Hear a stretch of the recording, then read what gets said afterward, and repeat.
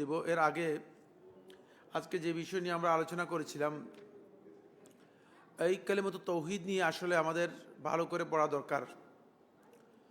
আমি মনে করে থাকি যে এই তাওহীদের জ্ঞান যদি আমাদের না থাকে, তাহলে তাওহীদের বিপরীত হচ্ছে শিরক। শিরক থেকে আমরা আসলে নিজেদেরকে রক্ষা করতে পারবো না। এই কারণেই অনেক মানুষ তারা আসলে চায় যে ইসলাম এবং তাওহীদের উপর, দ্বীনের উপর অবিচল থাকুক এবং প্রতিষ্ঠিত থাকুক, কিন্তু তাওহীদের উপর প্রতিষ্ঠিত থাকতে পারতেছে না। এই জন্য যেহেতু তাওহীদের বিপরীত কাজ যেগুলো আছে সেগুলোকে তারা যেভাবে জানা দরকার সেভাবে জানে না। এই জন্য আমি মনে করে থাকি যে আমাদের এই বিষয়গুলো জানা দরকার। কালিমাত তাওহীদের প্রকৃত যে ধারণা, কনসেপ্ট রয়েছে সেই বিষয় সম্পর্কে আমাদের জানা দরকার। যদি আমরা না জানি তাহলে আমরা হেদায়েত থেকে বঞ্চিত হয়ে যাব এবং শিরকের মধ্যে আমরা লিপ্ত হয়ে যাব। 2 নম্বর যে বিষয়টি, সেটা হচ্ছে এই যে কালেমা, এই কালেমার শুধুমাত্র মৌখিক ঘোষণা, এটাকেই আমরা মনে করেছি যে এটা ঈমানের জন্য যথেষ্ট। কিন্তু উসুলুদ্দীনের যত ওলামায়ে কেরাম রয়েছেন, সকলের ঐক্যমত্যে এই কথা সাব্যস্ত হয়েছে যে মুজাররাদ কাউলু লা ইলাহা ইল্লাল্লাহ বেদুনি ইতিকাদ, কোনো আকীদা ছাড়াই, এই বিষয়গুলো মেনে নেওয়া ছাড়াই, এই বিষয়গুলোর মৌলিক দাবি যেটা আছে সেই দাবিগুলো মেনে নেওয়া ছাড়াই শুধুমাত্র মৌখিক ঘোষণা দেয়া কালিমাত তাওহীদের, এটা ঈমানের জন্য যথেষ্ট নয়। এটা ঈমানের জন্য যথেষ্ট নয়। ফলে এই ধারণা করা কোনো অবস্থায় সঠিক নয় যে আমি না জেনে আন্দাজের উপর ঘোষণা দিলেই আমি ইমানদার হয়ে যাব। বরং অবশ্যই বিষয়গুলো আমাদেরকে জানতে হবে। আমি আপনাদের সবাইকে অনুরোধ করব, আপনারা এই বিষয়ের উপর শেখ আব্দুল আজিজ আব্দুল্লাহ বিন বাজ রাহিমাহুল্লাহ তার একটা কিতাব রয়েছে, কালিমাত তাওহীদের অর্থ, রুকন, শর্ত, ফজিলত ও গুরুত্ব, মোটামুটি এই ধরনের একটা ছুটি বই। কত পৃষ্ঠা? আমার মনে হয় 70 বা 80 পৃষ্ঠা বা 100 পৃষ্ঠার মতো হবে। এই বইটা অন্তপক্ষে পড়লে আপনারা মৌলিকভাবে এই বিষয়গুলি জেনে যাবেন। তাহলে আপনারা এই বিষয়ে যে বিভ্রান্তি অথবা আমাদের মধ্যে যেই না জানা দিকগুলো আছে সেগুলো জানতে পারবেন। আসুন আমরা আপনাদের যে প্রশ্ন এসেছে সেই প্রশ্নে যাই। প্রশ্ন করেছেন, জানাজার নামাজে সূরা ফাতিহা না পড়লে কি নামাজ হবে? হ্যাঁ, জানাজার সলাতে যদি কেউ সূরা ফাতিহা না পড়ে তার সলাত হয়ে যাবে, কিন্তু সলাতটা নবী সাল্লাল্লাহু আলাইহি ওয়াসাল্লামের সুন্নাহ অনুযায়ী হয় নাই। সলাত নবী সাল্লাল্লাহু আলাইহি ওয়াসাল্লামের সুন্নাহ অনুযায়ী না হলে যেটা হয়, সুন্নাহর অংশটুকু কি হলো? রয়ে গেল, খেলাফুস সুন্নাহ হলো, সুন্নাহর পরিপন্থী হলো।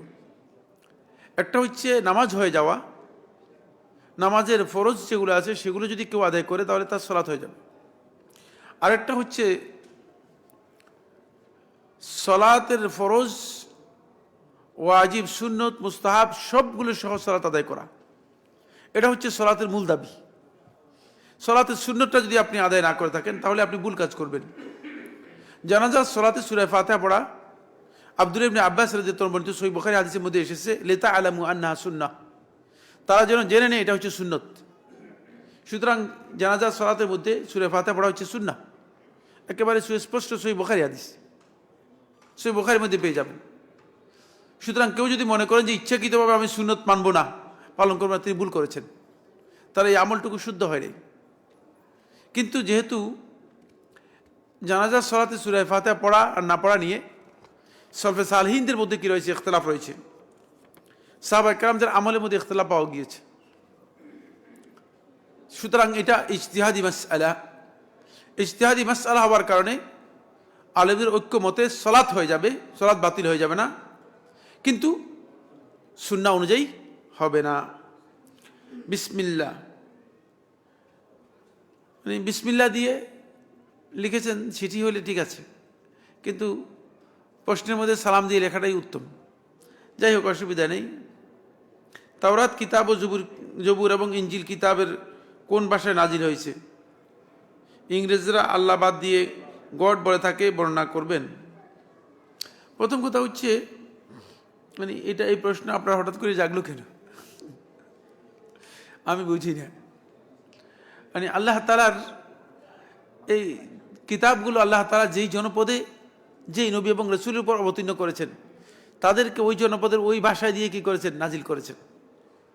তাওরাত অবতীর্ণ হয়েছে হিব্রু বা ইব্রানি ভাষায়, এটাকে আরবিতে বলা হয় ইব্রানি ভাষা আর হিব্রু ভাষা বলা হয় থাকে।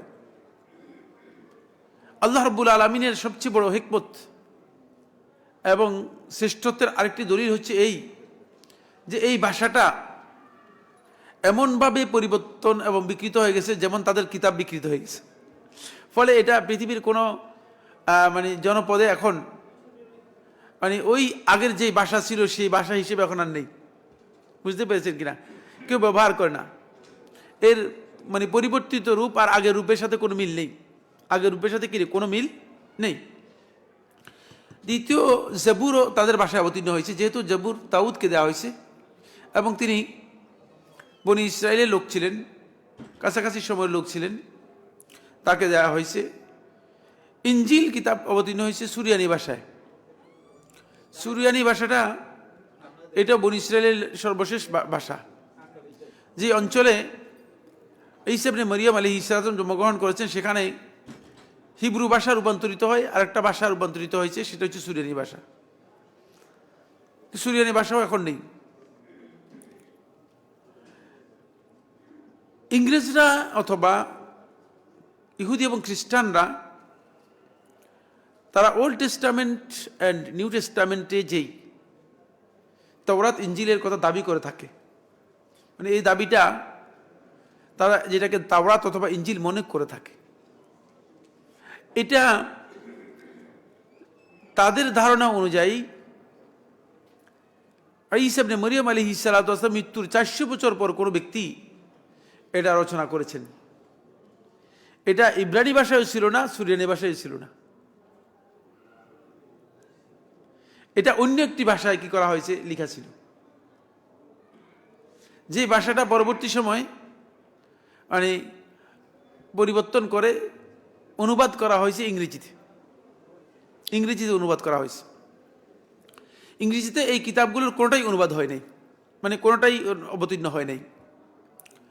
এরা ওই সেখান থেকে অনুবাদ করেছে, যেটা 400 বছর পর পাওয়া গিয়েছে। তারা ধারণা করেছে এটাই হচ্ছে সেই কিতাব, যে কিতাব তাওরাত এবং ইনজিল হিসেবে অবতীর্ণ হয়েছে। কিন্তু তাদের সূত্র যেগুলো আছে প্রত্যেকটি সূত্রে কথা উল্লেখ আছে যে এটা মূলত মূসা এবং ঈসার অবতীর্ণ যে কিতাব সেই কিতাব না। আর এর জন্য খুব সুস্পষ্ট দলিল আছে। সুস্পষ্ট দলিল হচ্ছে ইনজিলের শুরুতেই কালা ইয়াসু, মানে ইনজিল যারা দেখেছেন আপনারা, মানে যীশু খ্রিস্ট বলেছেন। তো যীশু খ্রিস্ট বলেছেন, এটা তো আল্লাহর বক্তব্য হবে কিনা? হ্যাঁ, আপনারা কি মনে করেন আল্লাহর বক্তব্য হবে? না, মানে ঈসা আলাইহিস সালাম বললেন, তাহলে ঈসার বক্তব্যকে কোট করতেছে। তাহলে বোঝা গেল যে কোনো ব্যক্তি ঈসার বক্তব্য হিসেবে এগুলোকে কোট করেছেন। এটা আসলে তাওরাত নয়। ঈসার বক্তব্য হিসেবে তার কাছে হয়তো ইনফরমেশন লিখিত ছিল, সেটাকেই তিনি কি করেছেন, সেখানে কোট করেছেন। ফলে বিভিন্ন সূত্রের মধ্যে এটা উল্লেখ করা হয়েছে যে ঈসার নামে যে নিউ টেস্টামেন্টের কথা উল্লেখ করা হয়ে থাকে, ইনজিলের কথা উল্লেখ করা হয়ে থাকে, সেটা মিথ্যা, সেটা বানাউট, এটা লোকেরা তৈরি করেছে। ইংরেজিতে গড শব্দটি আল্লাহর জন্য শুধু ইখবারের জন্য বলা জায়েজ, মানে আল্লাহ তাআলাকে পরিচয় করে দেওয়ার জন্য যদি গড শব্দটি প্রয়োগ করা হয় থাকে, এটা প্রয়োগ করা জায়েজ। কিন্তু আল্লাহ তাআলার নাম অথবা আল্লাহ রাব্বুল আলামিনের সিফাত হিসেবে গড শব্দ প্রয়োগ বৈধ নয়। গড শব্দের প্রয়োগ কিনা বৈধ নয়, কারণ আল্লাহ রাব্বুল আলামিনের নাম এবং সিফাতের মধ্যে গড এর অর্থ পাওয়া যায় না। গড শব্দটা যে অর্থে ব্যবহৃত হয়ে থাকে সেই অর্থটা মূলত আল্লাহ তাআলার নাম এবং সিফাতের মধ্যে নেই। সুতরাং এটা আল্লাহর জন্য আল্লাহ তাআলার শানে প্রয়োগ উপযুক্ত নয়। কিন্তু যদি কেউ শুধুমাত্র আল্লাহ তাআলাকে বোঝানোর জন্য, যেমন খোদা শব্দটা আল্লাহ তাআলার নাম অথবা সিফাত হিসেবে ব্যবহার করা জায়েজ নেই। কিন্তু খোদা শব্দটা যদি আল্লাহ তাআলাকে পরিচয় করে দেওয়ার জন্য উল্লেখ করা হয় থাকে, তাহলে এটা জায়েজ। মানে আল্লাহ তাআলা পরিচয়ের জন্য কি রয়েছে, জায়েজ রয়েছে। কারণ পরিচয়ের বিষয়টি এটা ব্যাপক অর্থবহ, ব্যাপকতা বহন করে। আল ইখবার আনিল্লাহ, আল্লাহ সম্পর্কে কোনো কিছু সংবাদ দেয়া, যা আল্লাহ সম্পর্কে পরিচয় করে দেওয়ার জন্য বলা। শেখুল ইসলাম ইবনে তাইমিয়া রাহিমাহুল্লাহ তাআলা তিনি তার কিতাব হামাবিয়ার মধ্যে উল্লেখ করেছেন যে ওয়াবাবুল ইখবারে আউসা মিন বাবিল ইসবাত, ইখবারের এই অধ্যায়টি কি অনেক প্রশস্ত, ইখবারের দিকটা অনেক প্রশস্ত। মিন বাবিল ইসবাত, আল্লাহ তাআলার জন্য নাম এবং গুণাবলী সাব্যস্ত করার থেকে। সুতরাং আল্লাহ তাআলার জন্য নাম অথবা গুণাবলী হিসেবে সাব্যস্ত করা এটি বৈধ নয়। আসসালামু আলাইকুম শেখ। ওয়ালাইকুম সালাম। কালেমা পড়ার পরের সাহাবী যে ব্যক্তিকে হত্যা করলেন, এ ব্যক্তি কি জান্নাতে প্রবেশ করবে? এই মর্মে আমাদের কাছে কোনো তথ্য নেই। যদি সে ওই সাদেকান মিন কলবিহি, অন্তর থেকে যদি সেই ব্যক্তি কালেমার মৌলিক বিষয়টা উপলব্ধি করে আল্লাহ তাআলার জন্য, মানে মুখলিসান লিল্লাহ, আল্লাহর সন্তুষ্টির জন্য পড়ে থাকে, তাহলে জান্নাতি হবে। কিন্তু সে কি আসলেই তার এই ঘোষণার ক্ষেত্রে সত্যবাদী ছিল কিনা এবং আল্লাহর সন্তুষ্টিকে টার্গেট করেছে কিনা, সেটা আল্লাহ তাআলা ছাড়া আর কেউ জানেন না। সুতরাং আমি যেটা জানি না সেটা কোত্থেকে আপনাকে বলবো, এটা বলার কোনো সুযোগ নেই। বুঝতে পেরেছেন কিনা? কারণ ওই কথাটুকু আসে নাই। এখন আন্দাজ করি আমরা দুজনে বলে দিচ্ছি না সে জান্নাতি হয়ে যাবে, প্রশ্নই আসে না। কারণ এটা আন্দাজ করে বলতে হবে, যেহেতু মানে এখানে মূল কথা হচ্ছে সাদেকান বিকালবিহি, অন্তরে সত্যবাদী হয়ে মুখলিসান লিল্লাহ, আল্লাহ সন্তুষ্টির জন্য তার এই কালেমা, এই বিষয়টি কি করতে হবে? ঘোষণা দিতে হবে, এই ঘোষণা দিতে হবে। এবং সে ব্যক্তিকে আসলে সত্যবাদী ছিল কিনা তার দাবিতে। তা তো দুনিয়ার ফেসিলিটির কথা আমরা আলোচনা করেছি, আখিরাতের ফেসিলিটির কথা আলোচনা আসে নাই। রাসূলুল্লাহ সাল্লাল্লাহু আলাইহি ওয়াসাল্লাম কিছু বলেন নেই। দুনিয়ার ফেসিলিটি হচ্ছে এই, দুনিয়াতে তাকে হত্যা করা জায়েজ নেই। কথা কি বুঝতে পেরেছেন? আমরা দলিল দিয়েছি দুনিয়ার জন্য, আমরা আখিরাতের নাজাতের দলিল দিইনি। আখিরাতের নাজাতের জন্য অবশ্যই তাকে সত্যবাদী হয়ে বলতে হবে এবং ইখলাসের সাথে বলতে হবে। আসসালামু আলাইকুম। ওয়ালাইকুম সালাম। সে কোনো ব্যক্তি হাতের লেখা বেশ বেশ সুন্দর, মাশাআল্লাহ, ভালো করছেন, হাতের লেখা সুন্দর আছে। কোনো ব্যক্তি যদি ভুল বানানে ভুল হয়ে গেছে, হাতের লেখা সুন্দর হলে ভুল বানানে ভুল আছে। কোনো ব্যক্তি যদি ভুলবশত মাজারে গিয়ে থাকে এবং ফেরত আসার পর চরমভাবে অনুতপ্ত হয় এবং প্রতিনিয়ত তওবা করে থাকেন, তাহলে কি মহান আল্লাহর নিকট ক্ষমাপ্রাপ্ত? অবশ্যই আল্লাহর বান্দা আল্লাহ তাআলার কাছে ক্ষমা চাইলেই, তওবা করলেই আল্লাহ তাআলা কি করে দেবেন? ক্ষমা করে দিবেন। তওবা করলেই আল্লাহ তাআলা কি করবেন? ক্ষমা করবেন। ফামান তাবা ওয়া আমানা ওয়া আমিলা আমালান সালিহান ফাউলাইকা ইউবাদদিলুল্লাহু হাসানাতিহিম সাইয়্যাত। সুতরাং সেখানে এখানে হ্যাঁ, ফাউলাইকা ইউবাদদিলুল্লাহু সাইয়্যাতিহিম হাসানাত, এটা হচ্ছে ইল্লা মান তাবা, যে ব্যক্তি তওবা করবে, তওবার কারণে আল্লাহ সুবহানাহু ওয়া তাআলা মানুষের আমলগুলো সবগুলো আল্লাহ রাব্বুল আলামিন শুধু যদি তওবা করেন, খারাপ আমলগুলোকেও আল্লাহ সুবহানাহু ওয়া তাআলা কি করে দিবেন? ভালো কাজে পরিবর্তন করে দিবেন। খারাপ আমলগুলোকে আল্লাহ রাব্বুল আলামিন ভালো কাজে রূপান্তরিত করে দিবেন। সুতরাং আপনি যদি সত্যিকার তওবা করেন, আপনি তো আল্লাহ তার কাছে ক্ষমা পাবেন, কোনো সন্দেহ নেই। তবে অবশ্যই তওবাটা তওবাতুন নাসুহ হতে হবে, তওবাতু আন-নাসুহ হতে হবে, খালেস তওবা হতে হবে। আসসালামু আলাইকুম। ওয়ালাইকুম সালাম। জোহর এবং আসরের সালাত নিঃশব্দে পড়া হয় কেন? এটা কোনো প্রশ্নই না। এটা হচ্ছে রাসূলুল্লাহ সাল্লাল্লাহু আলাইহি ওয়াসাল্লাম এভাবে পড়েছেন, এর মধ্যে আর কোনো কিছু নেই। বুঝতে পেরেছেন কিনা? এটা হচ্ছে ওই যে বাউলদের বক্তব্য, বাউলরা এটা কেন, ওইটা কেন, এটা কেন। আরে আরে বাবা, আল্লাহর বিধান আল্লাহ তাআলা দিয়েছেন, কেন প্রশ্ন করতে হলে আল্লাহকেই প্রশ্ন করতে হবে? কাকে প্রশ্ন করতে হবে? কেন প্রশ্ন করতে, কাকে প্রশ্ন করতে হবে? আল্লাহকে প্রশ্ন করতে হবে। আল্লাহকে কি আপনি প্রশ্ন করতে পারবেন যে আল্লাহ এটা কেন দিয়েছেন? হ্যাঁ, আল্লাহকে বলবেন যে আল্লাহ আপনি কেন এটা কি কয় শুকর হারাম করেছেন আর ছাগল কি করেছেন? হালাল করেছেন। ছাগল তো ছোট, আর ছাগল তো মোটা সোটাও নয়, শুকর তো মোটা সোটা অন্যরকম, শুকর কেন হারাম করেছেন? এই প্রশ্ন আল্লাহ রাব্বুল আলামিনকে করার কোনো অধিকার নেই। বুঝতে পেরেছেন কিনা? কেন, এর কোনো জবাব নেই। আল্লাহ রাব্বুল আলামিন এর হিকমত সম্পর্কে সবচেয়ে বেশি ভালো জানেন।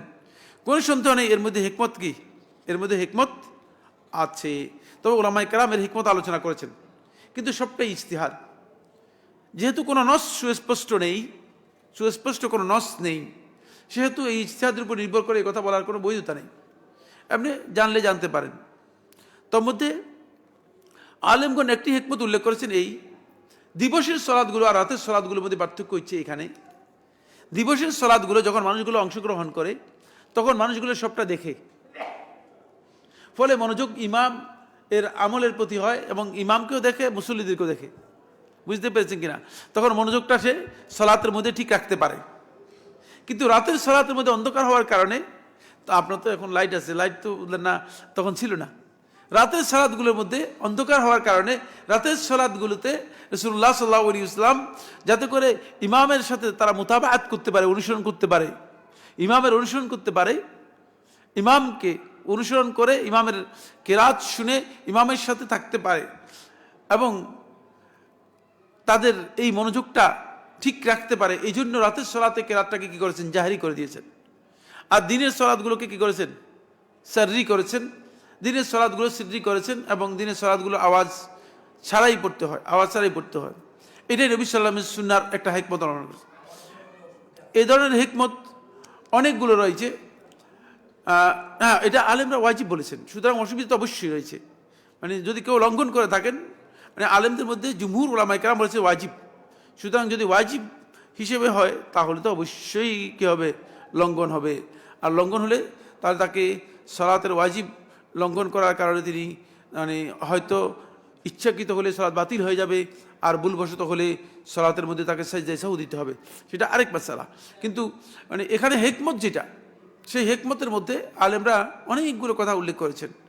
মানে মুদ্রা কথা এটা, সেটা হচ্ছে এই যে রাসূলুল্লাহ সাল্লাল্লাহু আলাইহি ওয়াসাল্লাম মূলত ইবাদতগুলো, আল্লাহ রাসূল সাল্লাল্লাহু আলাইহি ওয়াসাল্লাম ইবাদতগুলোর মধ্যে মানুষের মানে তিলাওয়াতের মধ্যে মনোযোগটা রাত্রে যত বেশি হয়, রাত্রে যত বেশি প্রভাব বিস্তার করে, দিনে এর চেয়ে মানে কম প্রভাব বিস্তার করে। এই জন্য দিনের তেলাওয়াতের মধ্যে রাসূলুল্লাহ সাল্লাল্লাহু আলাইহি ওয়াসাল্লাম দিনের তেলাওয়াতটাকে আল্লাহ নবী সাল্লাল্লাহু আলাইহি ওয়াসাল্লাম রেখে দিয়েছেন মানে স্বাভাবিক অবস্থায়, আসলের উপর।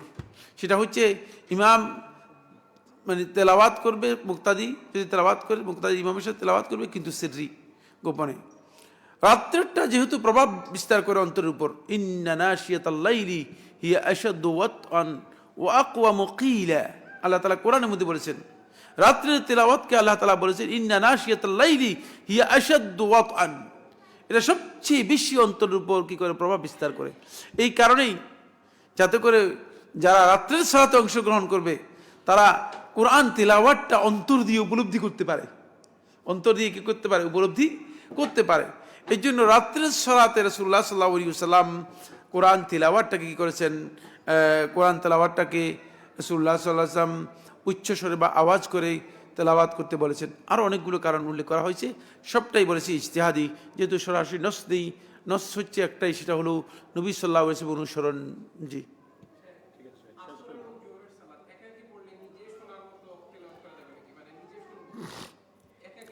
তেলাওয়াতের জন্য শর্ত হচ্ছে কোনো ব্যক্তি যখন তেলাওয়াত করবে তখন তিনি এই আওয়াজে তেলাওয়াত করবেন যে আওয়াজের মাধ্যমে তিনি কানে শুনতে পান। এটা হচ্ছে তেলাওয়াতের শর্ত। তেলাওয়াতের শর্ত মানে তেলাওয়াতের মানে অন্ততপক্ষে নিজে শুনতে পারে, এই ধরনের তেলাওয়াত করতে পারবে, এই ধরনের তেলাওয়াত করতে পারবে। তেলাওয়াতে অনেকেই তেলাওয়াত করে থাকেন, তেলাওয়াতের ঠোঁটও নড়ে না, তারপরে তেলাওয়াতও হয় না। অবশ্যই তেলাওয়াতের প্রত্যেকটি তালাফুজ, প্রত্যেকটি উচ্চারণ মুখ থেকে বের হতে হবে। মুখ থেকে কি? মুখ থেকে বের হতে হবে। আর আমাদের লোকদেরকে দেখা যায় যে মানে তেলাওয়াত করতেছেন, নিজেও শুনতেছেন না, মানে একেবারেই নীরবে, অথবা মানে ঠোঁট থেকেও উচ্চারণ বের হচ্ছে না। অনেকে দেখা যায় যে ঠোঁট নাড়েনি না, তিনি বলেন যে আমি মনে মনে তেলাওয়াত করতেছি। এটা আসলে তেলাওয়াত নয়, তেলাওয়াতের হুকুম এর মাধ্যমে আদায় হবে না। হাজা সুবহানাকা আল্লাহুম্মা ওয়া বিহামদিকা আশহাদু আল্লা ইলাহা ইল্লা আনতা আস্তাগফিরুকা ওয়া আতুবু ইলাইক। ওয়াসসালামু আলাইকুম ওয়া রাহমাতুল্লাহি ওয়া বারাকাতুহু।